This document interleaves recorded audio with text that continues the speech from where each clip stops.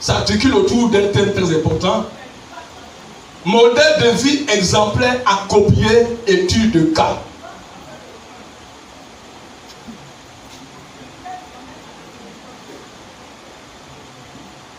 Modèle de vie exemplaire à copier, étude de cas de 3 personnages bibliques qui feront l'objet de notre réflexion, de notre enseignement.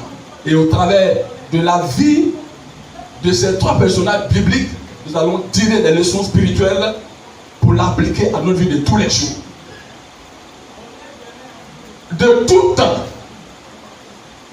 les hommes de valeur ont été pour Dieu des modèles à copier, à imiter. Ainsi, quand les sociétés ont été en décadence, en dégradation morale, corruption, injustice, immoralité, compromission, infidélité, désobéissance, la solution ultime que Dieu préconise, c'est un homme.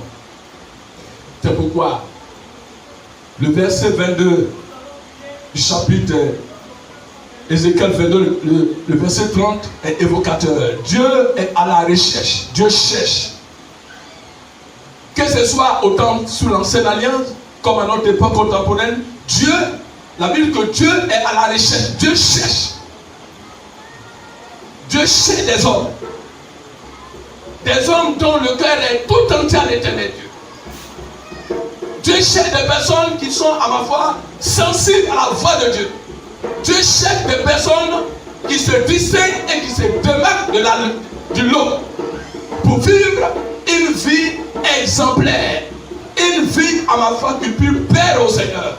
C'est pourquoi Dieu cherche un homme, Dieu s'appuie sur les hommes pour nous enseigner qu'il existe des hommes de valeur parmi les hommes. Pour les cas de justice, Dieu se réfère à 3 personnages. Vous allez voir que pour les cas de justice, Dieu va se référer à 3 personnages bibliques qui ont marqué de par leur empreinte la vie de leurs contemporains. Quels sont ces personnages-là dont Dieu fait mention? Le premier personnage biblique dont Dieu fait mention, c'est Noé. Le deuxième personnage biblique dont Dieu va faire mention, c'est Daniel. Le troisième personnage biblique dont Dieu va faire mention, c'est Job, le patriarche Job. Alors, dans Ézéchiel 14, verset 14, je fais la lecture parce que j'ai la valeur du micro.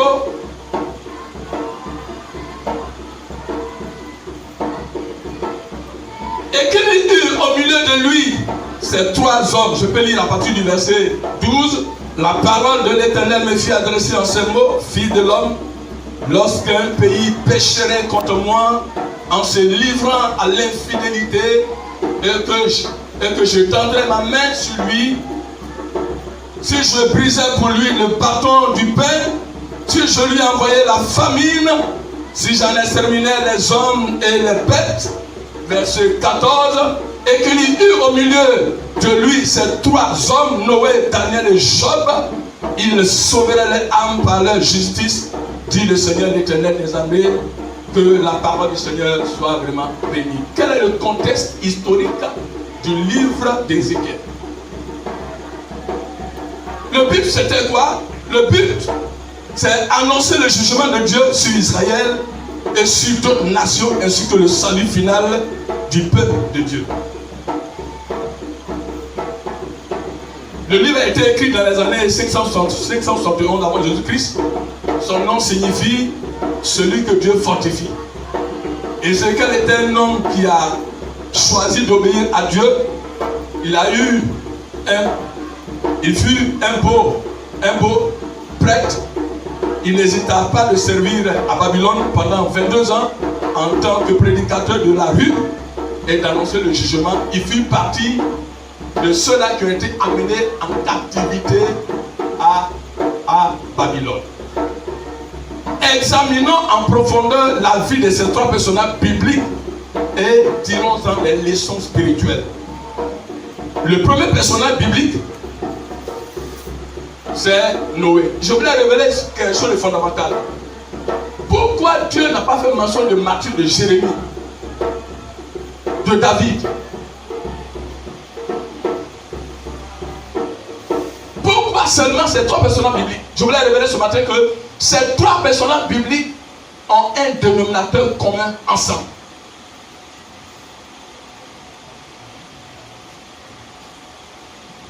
Ces 3 personnages bibliques ont un dénominateur commun ensemble. Ils ont vécu dans la même époque.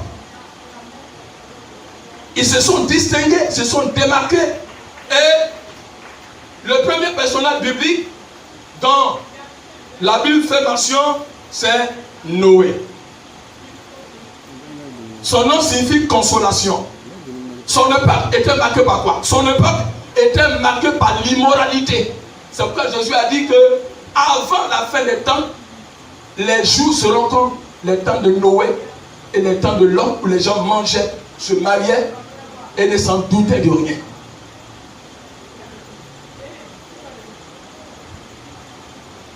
Le pacte de Noé est marqué par l'immoralité, la perversion sexuelle, la rébellion, la désobéissance.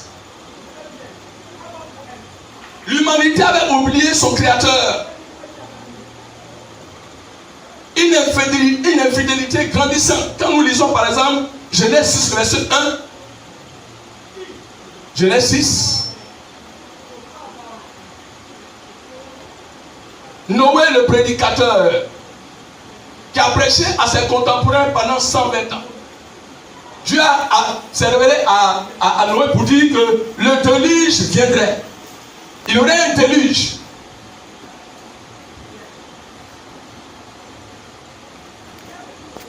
Noé, Genèse 6.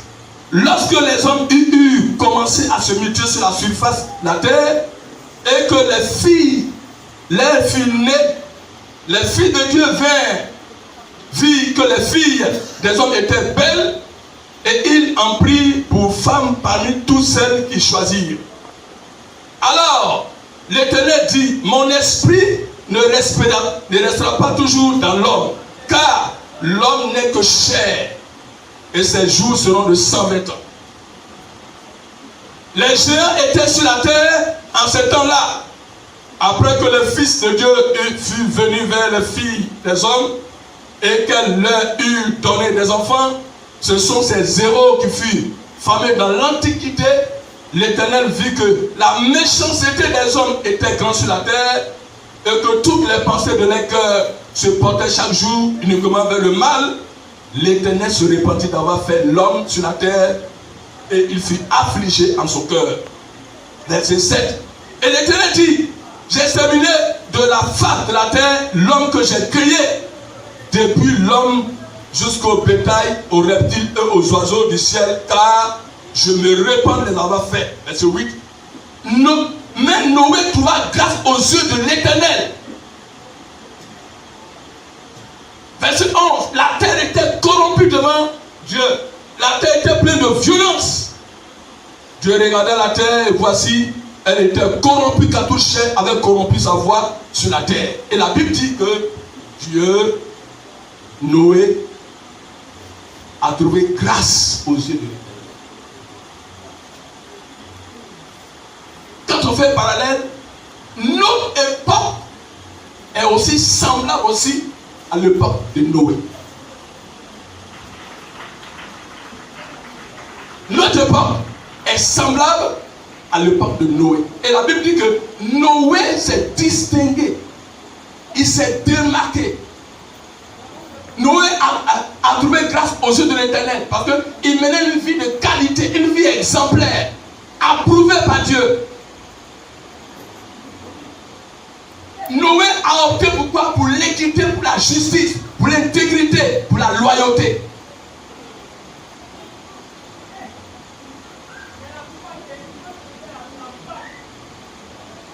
Noé, qui s'est distingué, qui s'est démarqué de la multitude, de par sa vie d'intégrité, qui marchait avec Dieu, il a trouvé grâce aux yeux de l'Éternel, prédicateur pendant 120 ans. Noé a aimé Dieu. Noé, son cœur était enclins à rechercher Dieu. Vous voyez, nous sommes à une époque où il y a beaucoup de distractions aujourd'hui.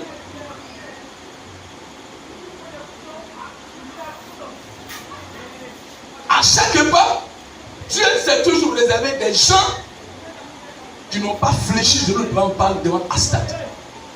Il y a toujours dans le lot, dans l'église, des gens comme ça qui se distinguent. Dieu n'est pas dans la majorité. La majorité n'est pas la vérité. Tout le monde a commencé à dire crucifie-le. C'était une foule. Mais ce n'était pas la vérité.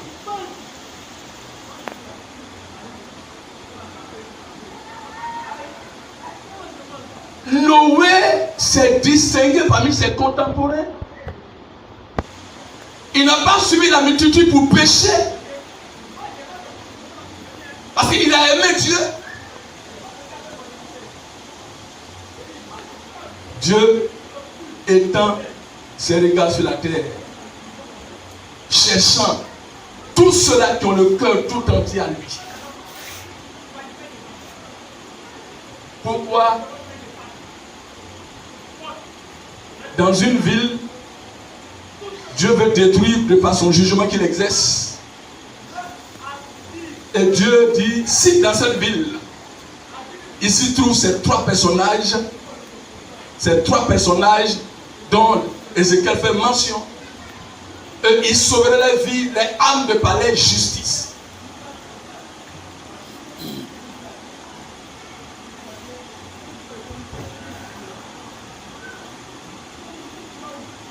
C'est à Noé que Dieu a révélé qu'il allait détruire la terre. Dieu lui-même s'est repenti d'avoir créé l'homme. Et mon esprit ne reste pas à l'homme parce que ces jours, la vie de l'homme a été abrégée à 120 ans. Et aujourd'hui, l'espérance de vie aujourd'hui en Afrique subsaharienne ne dépasse pas 50 ans. Même si on exagère, on va prendre peut-être 65 ans.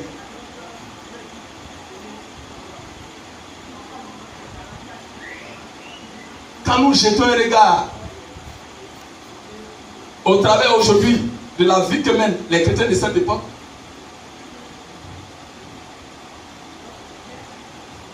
il y a des personnages bibliques dans la Bible qui ont vécu, qui ont connu des épreuves, des difficultés, mais ils ont vécu dans la justice, dans l'intégrité, dans l'honnêteté, dans la franchise, dans la loyauté. Comme Noé, est-ce que tu as trouvé grâce aux yeux de l'Éternel?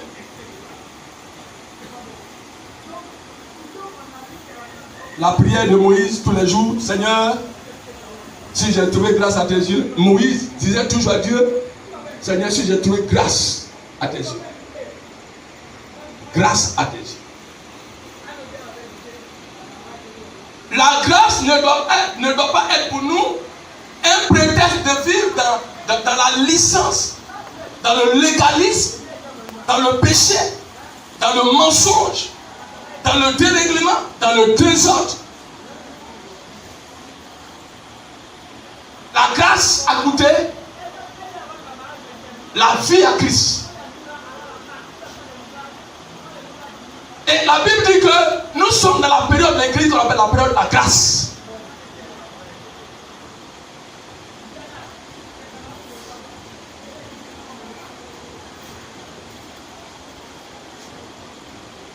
La vie de Noé est riche en enseignements et en leçons spirituelles pour nous les chrétiens de cette époque. Notre époque est similaire au temps de Noé. Regardez aujourd'hui notre époque.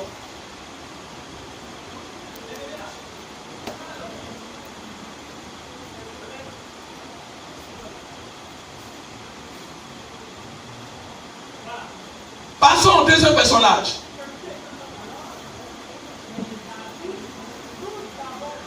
Le deuxième personnage, c'est la vie de Daniel. Qui est Daniel? Qui est Daniel? Daniel est issu de la tribu de Juda, de race royale, d'une famille d'aristocrates, d'une famille noble. Son nom signifie l'Éternel est mon juge. Daniel, vous savez, il a eu 3 déportations. Et Daniel faisait partie de ceux-là qui ont été déportés à Babylone. Et il avait 16 ans. Daniel avait 16 ans quand il avait été déporté à Babylone en 605 avant Jésus-Christ. Daniel est déporté par Nebuchadnezzar à Babylone. Et même son nom, Daniel et ses 3 compagnons, Nebuchadnezzar a eu le courage, l'audace, par rapport, il avait un identité atteint, c'était de changer leur identité. Ils étaient apatrides, changer leur identité. Et les noms qu'ils ont reçus allaient avoir un impact négatif sur leur vie. La Bible dit que Daniel ne s'est pas corrompu. Daniel n'a pas voulu se faire, n'a pas voulu souiller, se faire souiller par les mains du roi sur la table. Quand même, bien que Daniel était étranger, la notion de vie qu'on lui a inculquée dès son jeune âge, il ne s'est pas détourné.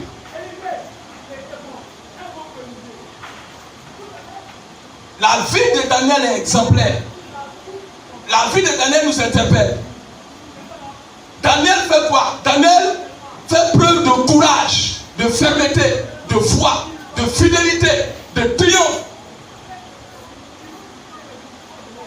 Quand le roi Nebuchadnezzar a fait le songe, c'est Daniel qui a interrogé Dieu, qui a prié Dieu et qui a demandé la sagesse à Dieu pour décoder, pour déchiffrer, pour donner avec exactitude l'interprétation de ce songe qui cadre avec la pensée de Dieu, qui soit à ma foi conforme à la pensée de Dieu. Daniel. Les gens même ont fomenté des coups contre Daniel. Il y a eu même un décret du roi à quiconque n'adorait pas la statue. Daniel n'a pas voulu se faire plier par le décret de ce roi-là. Donc, le nom de Daniel, cité parmi ces 3 personnages bibliques, est évocateur. Ce n'est pas par plaisir. Mais Daniel a marqué les rois qui sont succédés à Babylone. Daniel a vécu une vie équilibrée, une vie spirituelle, conforme. Un homme de justice. Un homme qui n'a pas voulu se faire suivre par la main du roi. Daniel était un homme loyal, un homme intègre. Un homme obéissant, un homme de prière. Daniel était un homme de foi. Est-ce qu'à notre époque, Dieu peut trouver des Daniel qui ne se corrompent pas, qui ne se compromettent pas? Oui, il y a des Daniel. Des modèles de vie exemplaires à copier et à imiter.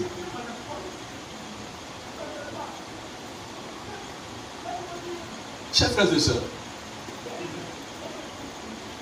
généralement, on se pose souvent beaucoup de questions, on dit, mais ce que nous vivons là, il y a eu des gens même qui ont vécu plus que ça, plus que nous, des gens qui ont vécu. Dans la persécution, dans les épreuves, dans les difficultés, au risque de la vie, ils ne se sont pas détournés de l'évangile, de la voie, du chemin.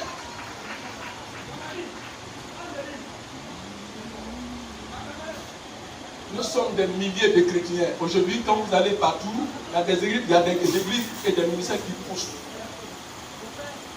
comme des champignons.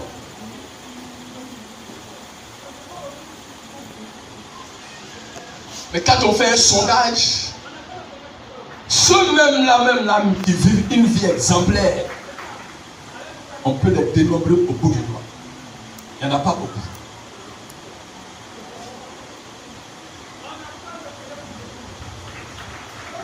Dieu n'a pas changé. La Bible n'a pas changé. Ce même Dieu-là, il est le même hier, aujourd'hui, éternellement. Aujourd'hui même, quand un chrétien meurt, on doute même de son salut. Est-ce qu'il est sauvé? Parce qu'il y a une vie double qui mène. Il y a une vie secrète qui mène.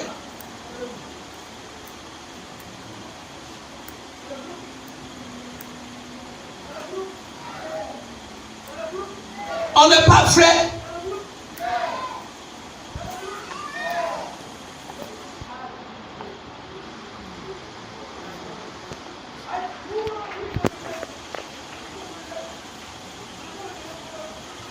Daniel a dit au roi que nous n'avons pas besoin de te répondre sur cette affaire.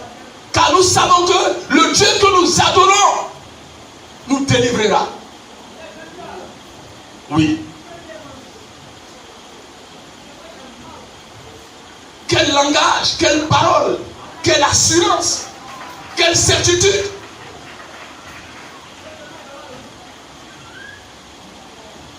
Regardez aujourd'hui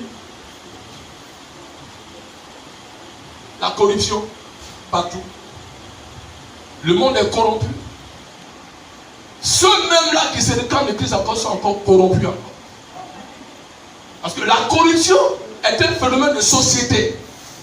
Elle est physique et elle est spirituelle. Aujourd'hui, on parle de l'homosexualité. Ce n'est pas nouveau. L'homosexualité a existé au temps de l'autre. Aujourd'hui, on parle du spiritisme.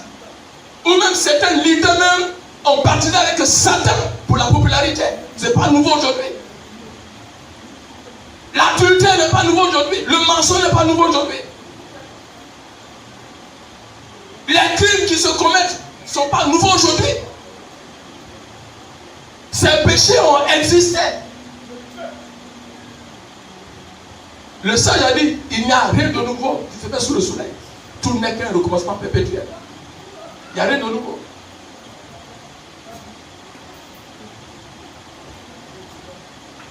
Ô Église, ô peuple de Dieu, ô chrétiens de cette époque, Daniel, sa vie nous interpelle.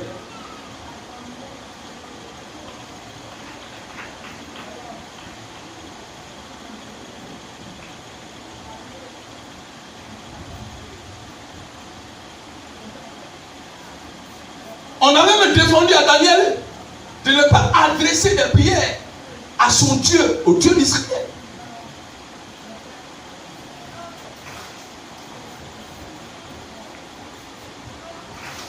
Il avait toujours adopté une position en direction de Jérusalem pour faire ses prières.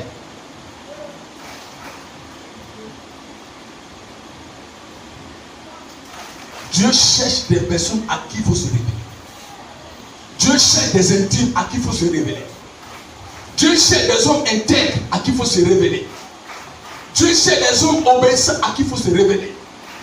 Dieu cherche des hommes qui craignent l'éternel Dieu à qui il faut se révéler.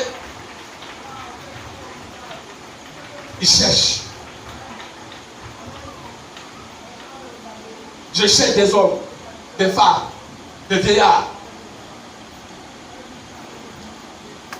des hommes de toutes les couches, mais je n'en trouve pas.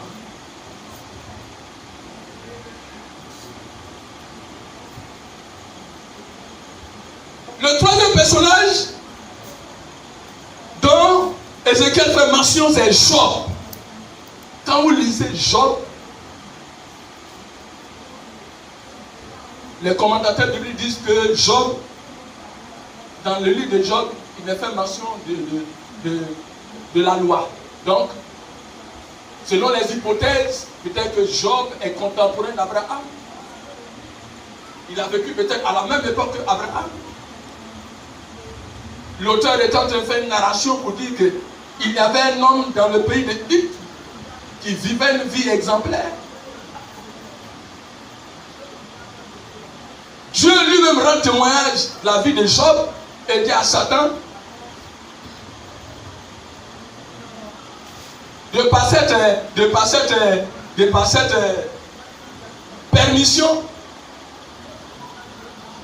Dieu permet que Satan attaque. Que Job soit soumis à une rude épreuve. Comme Dieu nous connaît. C'est-à-dire, je sais que Job va succomber à cette épreuve-là. Parce que je sais que c'est un homme qui craint Dieu. Se détournant du mal.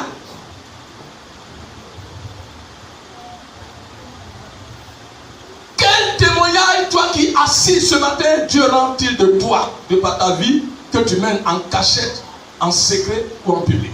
Quel est le témoignage que l'Éternel Dieu rend de toi?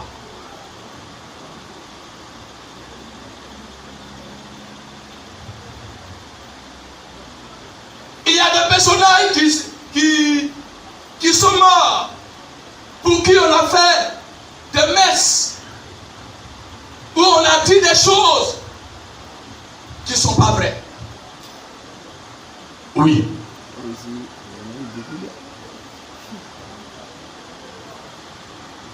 Les témoignages comptent.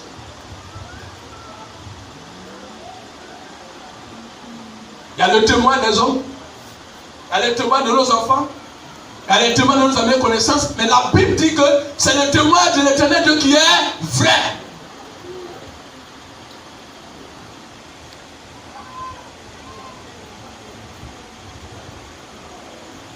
Mes frères, quand vous lisez le livre de Job, non, c'est merveilleux.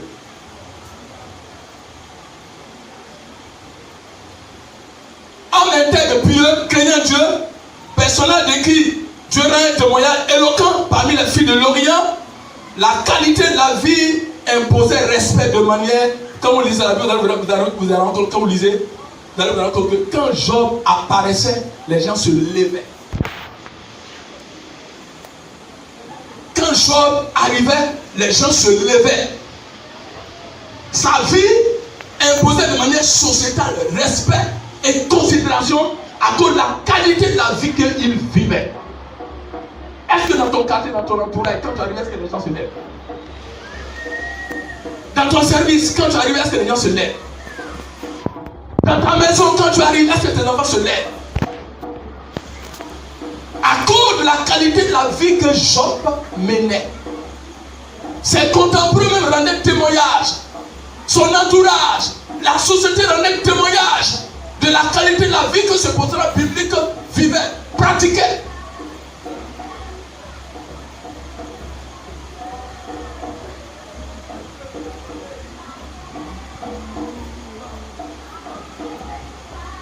Le livre de Job fait partie des livres poétiques.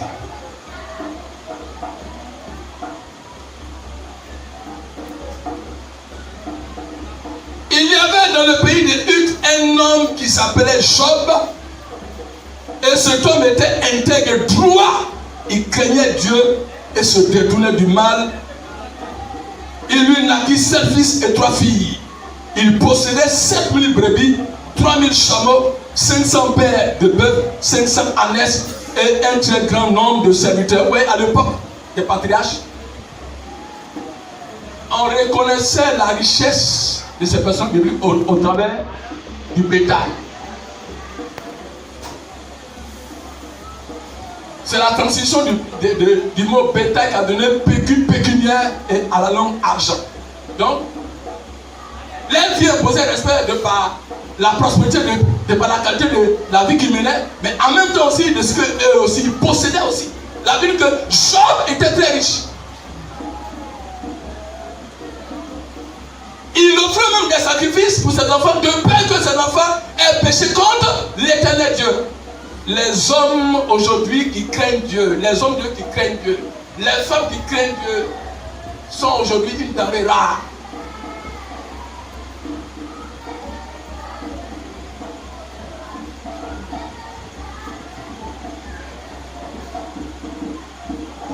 Je voulais vous faire écouter La soutenance de Job sur sa justice dans Job 31, le verset 1 à suivant. Quelle soutenance! Je me pose la question si les jurés les maîtres étaient assez soutenants qu'ils écoutaient la qualité de l'exposé de la vie de Job. Et Job, c'est à Dieu que Job fait ses soutenances. Allons-y dans Job 31, vous allez voir. Écoutez, Job 31. J'avais fait un pacte avec mes yeux et je n'aurais pas arrêté mes regards sur une vierge. Quel pacte Dieu m'eût-il réservé d'en haut? Quel héritage le Tout-Puissant m'eût-il envoyé des cieux? La ruine n'est-elle pas pour le méchant et le malheur pour ceux qui commettent l'iniquité? Dieu n'a-t-il pas connu mes voies? N'a-t-il pas compté tous mes pas? Si j'avais marché dans le mensonge, si mon pied a couru vers la fraude, que Dieu me pèse dans ses balances justes. Et il reconnaîtra mon intégrité. Si mon pas s'est détourné du droit chemin, si mon cœur a suivi mes yeux, si quelque souillure s'est attachée à mes mains, que je sème et que notre moissonne et que mes rejetons soient déracinés. Je vais m'arrêter là. Quelle parole!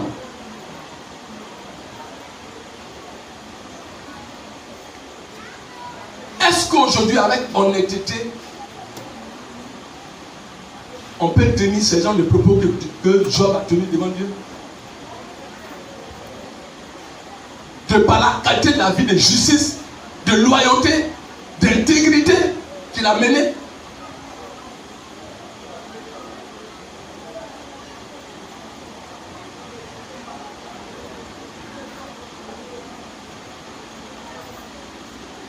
En conclusion, à toute période de l'histoire de l'humanité, quel que soit le niveau d'injustice, de corruption, de méchanceté, de rébellion, de désobéissance, il y a eu toujours des gens qui se sont démarqués, sont distingués. Comme ces trois personnages bibliques, leur vie est un message pour nous aujourd'hui. La qualité de la vie que ces trois personnages ont vécu. Regardez, quand Dieu a envoyé les anges pour aller s'enquérir de ce qui se vivait à Sodome et à Gomorrhe, Abraham a été informé. Quand Abraham a commencé à demander à Dieu, a commencé à prier le Seigneur, s'il y a 50 justes, Dieu même est descendu encore jusqu'à combien de justes? Jusqu'à 10 justes. Qui pourra monter à la montagne de l'Éternel Dieu? Ceux qui ont le cœur pur et les mains innocentes. Car notre justice est comme un vêtement souillé devant l'Éternel Dieu. Je voudrais que la vie de ces trois personnages bibliques nous interpelle dans notre époque. Parce que notre époque est une époque très dangereuse, très subtile, où Satan travaille, où la sirène travaille, où le diable travaille, où les démons travaillent, où pour discerner le faux du vrai, il faut un discernement très poussé. Pour distinguer ce qui est de Dieu et ce qui n'est pas de Dieu, il faut avoir du discernement.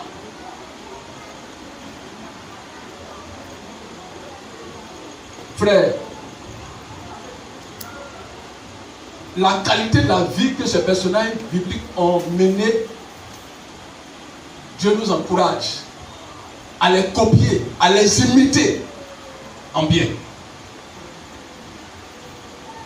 Nous allons prier le Seigneur.